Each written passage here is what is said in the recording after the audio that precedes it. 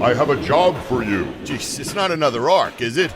No, not again. This time I need a full-scale home renovation. Noah Construction and Builders is your design and build partner. We do it all, from additions and dormers to full-scale renovations. Schedule your no-cost design consultation today. Visit us online at noahconstruction-builders.com.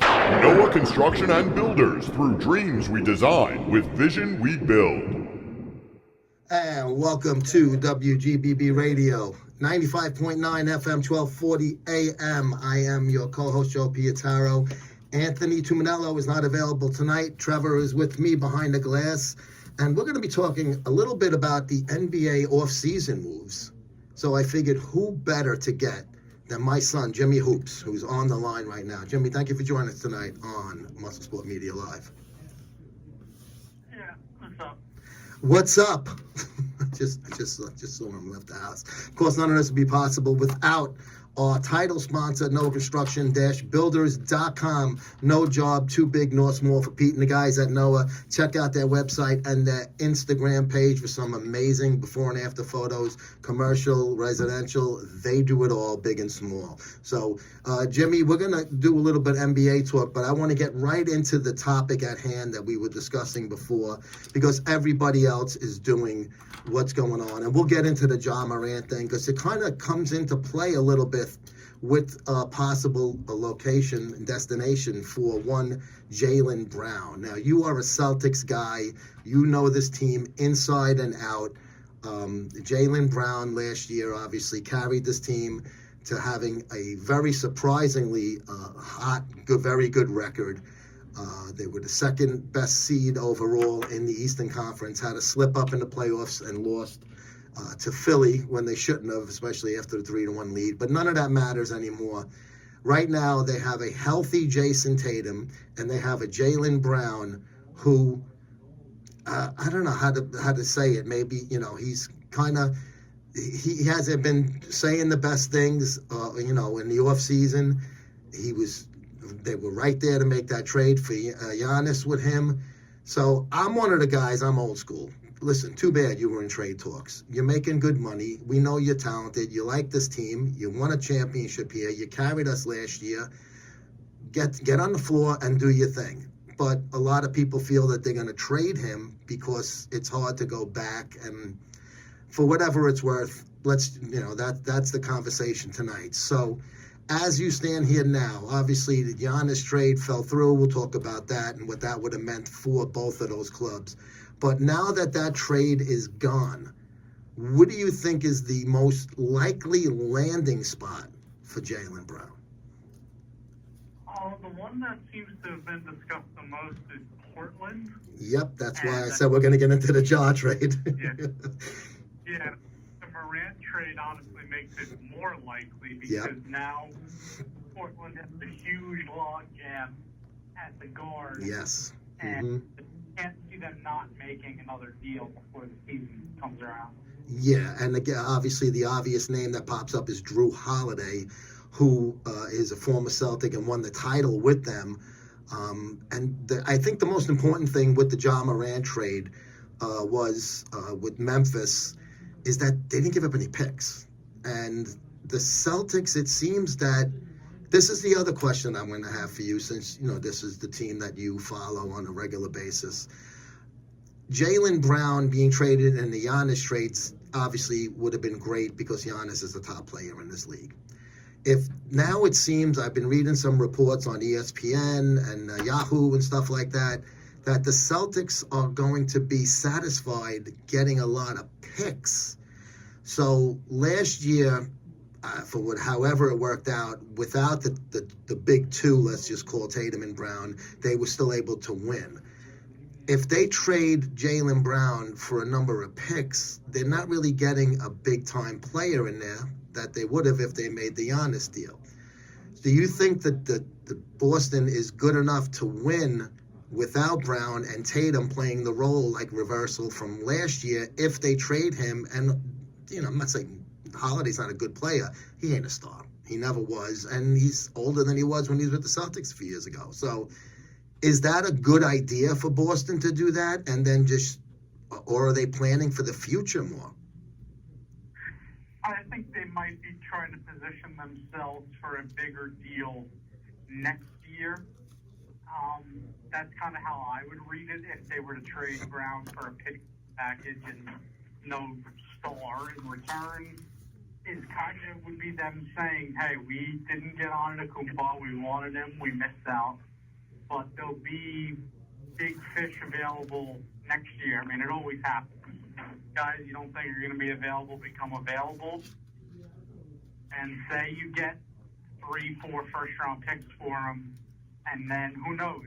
A guy like Nikola Jokic, maybe he comes on the market if the Nuggets flare out again, and he, is in the last 2 years of his deal. Mm-hmm. All of a sudden, got a huge package that you might be able to offer them.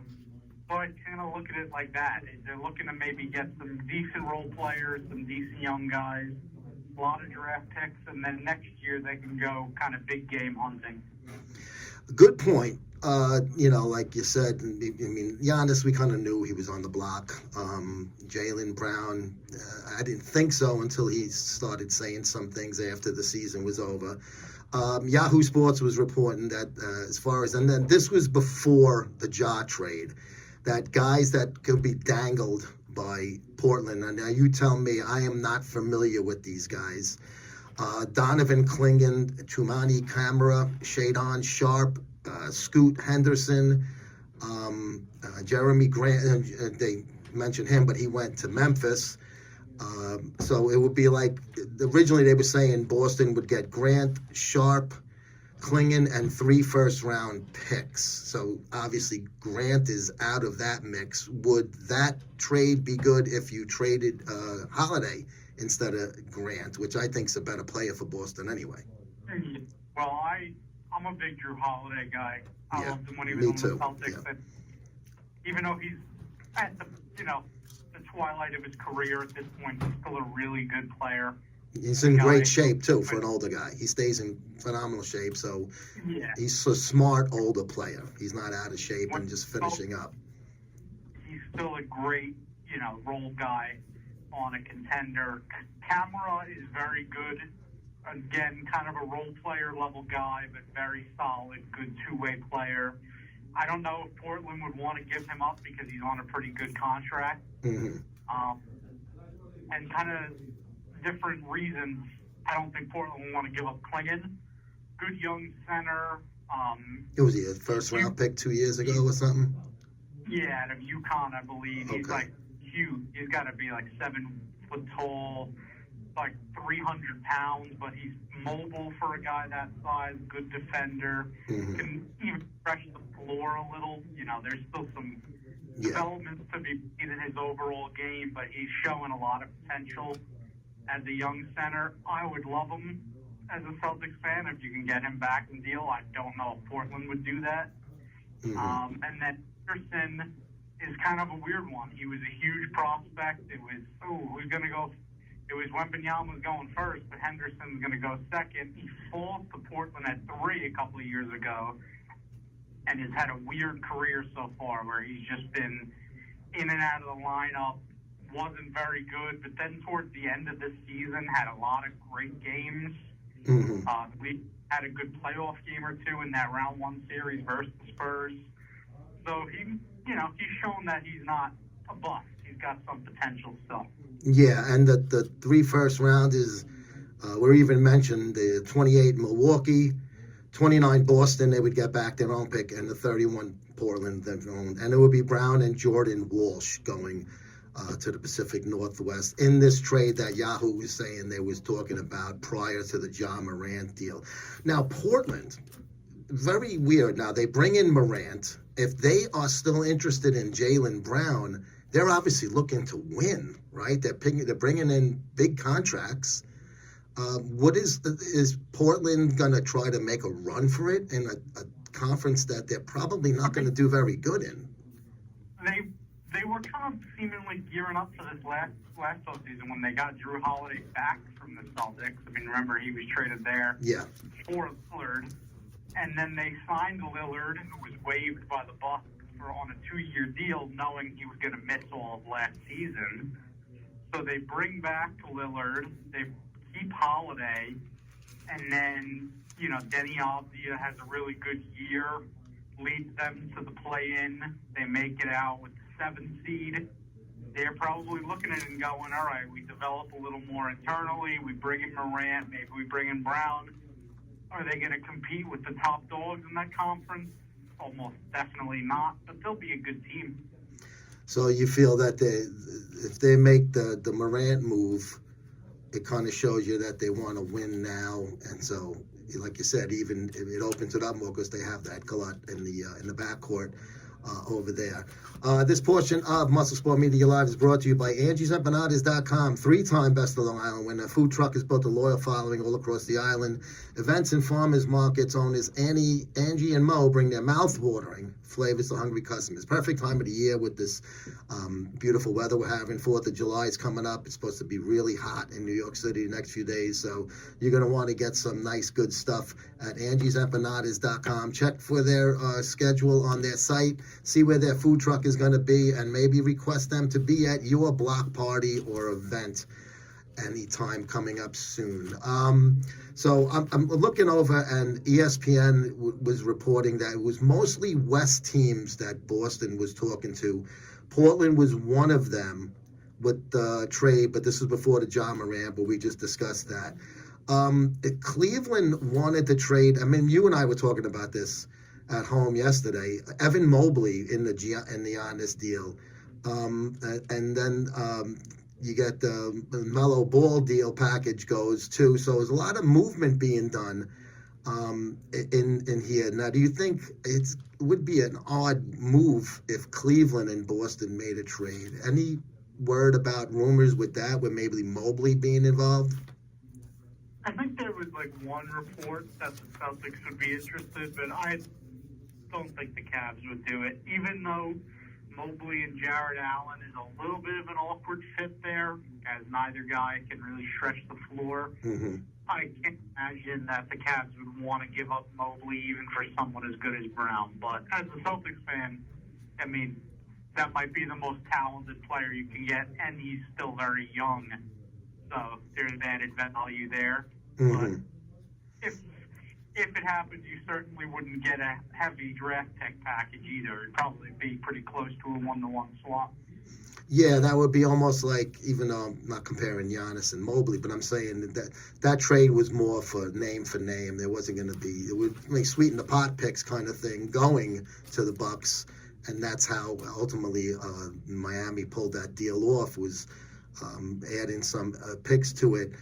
Saying Boston, Bleacher Report saying Boston wants 5 first-round picks. I don't blame him. He's a better player than Bridges, that the Knicks traded 5 first-round picks for. Obviously, depending on where you're getting them from, would kind of depend on how much you stretch them out, of how valuable these picks are. They could end up being, late first-round picks.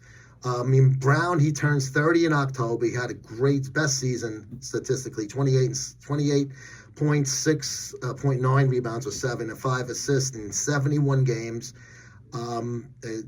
He's got a super max coming up for the deal, $57 million, and he's got 3 years and $183 million left on that contract. So, do you think money comes into play in this, or is it just they feel that he's going to be a distraction because of kind of some of the things he was saying? Which, if you haven't read them, this was the season he enjoyed the most. Obviously enjoying it more than winning a championship. I mean, he's, kind of said some things that a good teammate kind of doesn't say, but I don't think these are any things that are irreparable. Do you think the things he said were really that big of a deal? I don't think they were that big of a deal, but I think they didn't help his case when they already probably were going to consider moving him for money reasons anyway. Okay. I mean, he's already on a big max extension, and he's due another 2 years to be tacked onto it. And I think they were coming into an awkward position where they didn't want to extend him, but also if you don't extend him now, it's kind of like a slap in his face, and he might have taken that the wrong way and wanted out. So I think they kind of were trying to get out in front of it by dealing him, and that's why I think they're still looking to move him. Yo, Brad Stevens, do you keep him or you trade him? I really think it just all depends. I mean, if you can get a haul for him, I probably would say, all right, well, if it sucks to move a guy like this, won a Finals MVP for you. I mean, he's such a great player, and he plays well with Tatum. That's why I'm a little confused on why he's so. I mean, he wants more money. He's making a huge supermax deal. How much more can they give him, as far as with the cap and all of that? On 2 more years, that would be at like 60-something million a year, 70 million a year. And I think that they're probably just concerned that by that point he'll be 35, I think. Mm-hmm. And, I mean, as great of a player Jalen Brown is, he's probably not worth that salary right now as it stands, let alone in 5 years. Yeah, good point. I'm a big Brown fan. I've watched his entire career. Yeah, I mean, you watch every game. Yeah. It's been a great run, but sometimes you have to, do what's necessary, even if it hurts. I mean, I'm looking at it from afar, just as a basketball perspective. I always feel if you can get 5 first-round picks for a player, even, I mean, Brown's a great player, but like you said, there's intangibles present here. With the money, they wanted to move him, and he's, made some, negative remarks. So if you can get 5 first-round picks, I mean, you never know what these picks turn into. The Celtics won a championship because of that New Jersey. Brooklyn Nets trade, with Garnett and everybody involved with that. So they have a good track record with making moves like this. Even though those guys were a little different. They already won a championship. They did win a championship, Brown, but he's still in his, not prime, but he's still got some really good years left in him, I think. But like you said, to extend him at bigger bucks when he's going to go into his 30s more now that he's just turning 30, does change the game a little bit. When they traded Garnett and those guys, they were already past their prime. They already were moving on from that core Boston after winning that championship. So I think for them to get picks like this would be great. And like you said, if somebody like Jokic comes available, I mean, then you have the collateral stashed there, and you still have a good team that could win.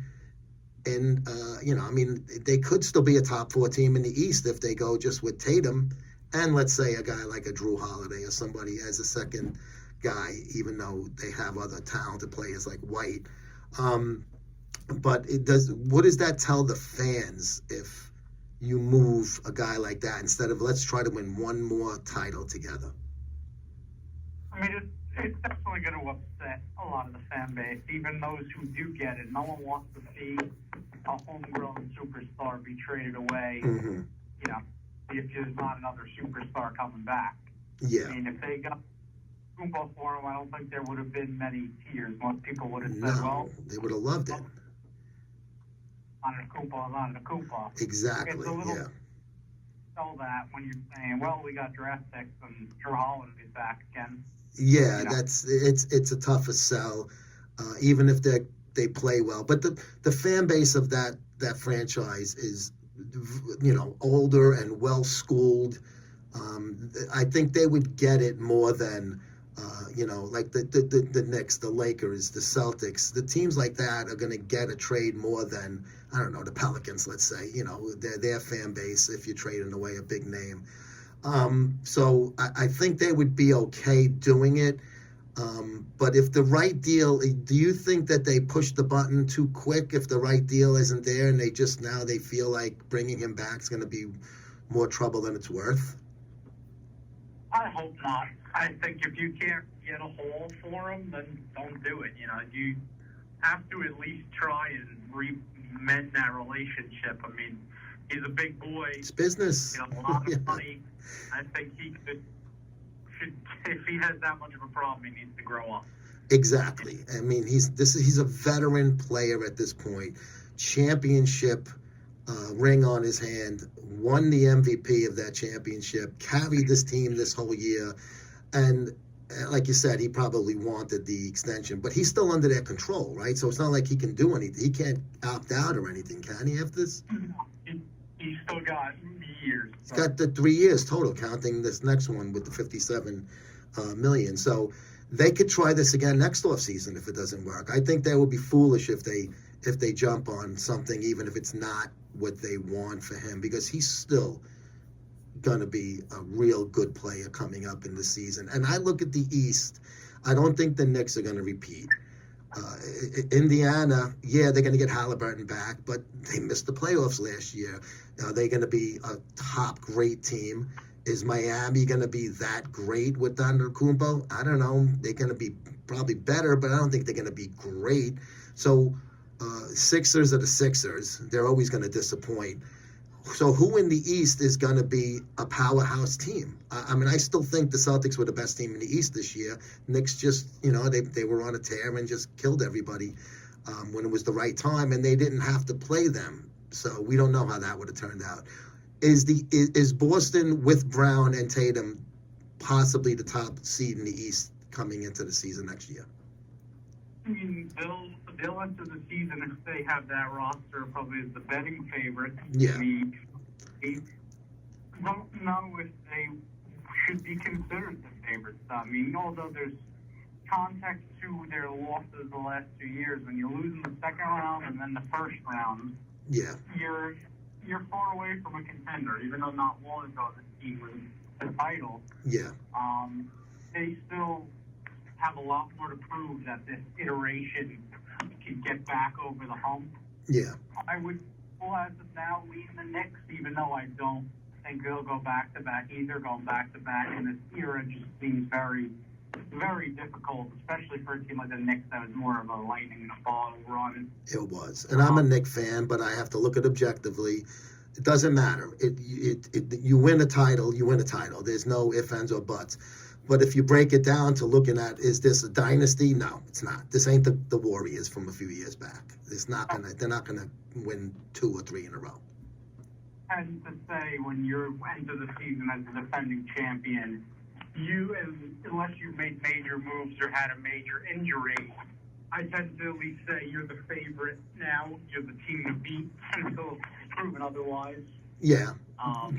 But I think they're gonna.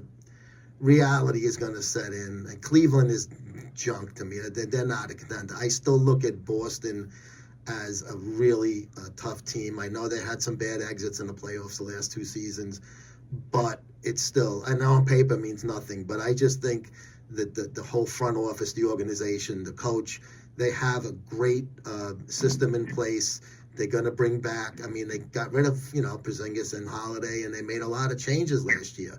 They're bringing back pretty much, besides this Brown thing, pretty much everybody, right? Besides Brown, is there anybody else on Boston that they're looking to get rid of, to cut? They might try and deal away Sam Hauser just to save a little money, because he might get usurped in the rotation by guys like Baylor Shireman and Hugo Gonzalez. Mm-hmm. And you were saying Pritchard's going to probably become one of their main guys now, a starter, and he's going to look to do more than just hit the long ball for them.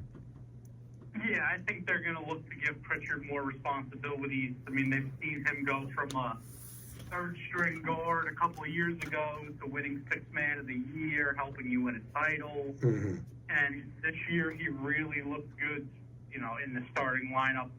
First half of the year, they moved him back to his bench role down the stretch. He succeeded in both.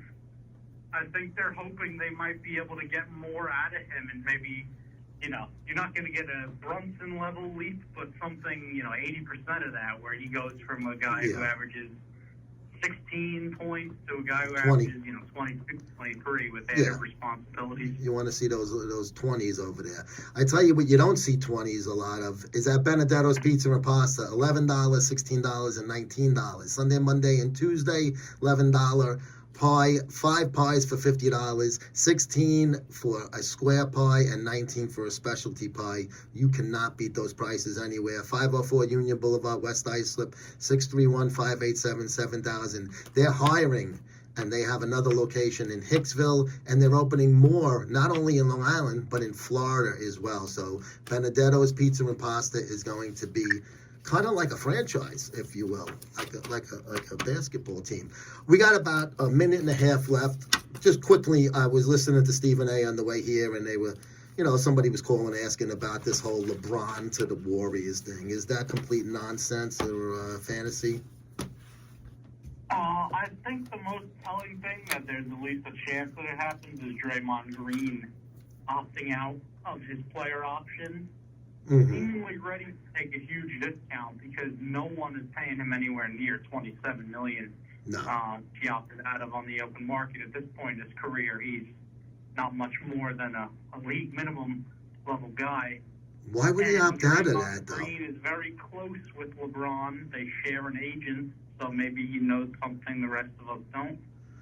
But he's going to take less money just to hang out with LeBron and play one more year? Well, the Warriors would still be able to give him a little. They, won't just have to give him the minimum. They could give him more money with his bird rights, but he's a competitive guy. Maybe he's willing to leave a few million on the table to get one last chance at a championship. And Anthony Davis, how many games he suits up for? Not too many. So I think that's more for, just for fodder. But we'll see. That would be really interesting. It's been a crazy NBA offseason. It's just started. Jimmy, we're going to have to leave it there. Thank you so much for joining us tonight on MuscleSport Media Live on WGBB Radio. Guys, we will see you next Monday. Have a good night. Noah, I have a job for you. Jeez, it's not another arc, is it? No, not again. This time I need a full-scale home renovation. Noah Construction and Builders is your design and build partner. We do it all, from additions and dormers to full-scale renovations. Schedule your no-cost design consultation today. Visit us online at noahconstruction-builders.com. Noah Construction and Builders, through dreams we design, with vision we build.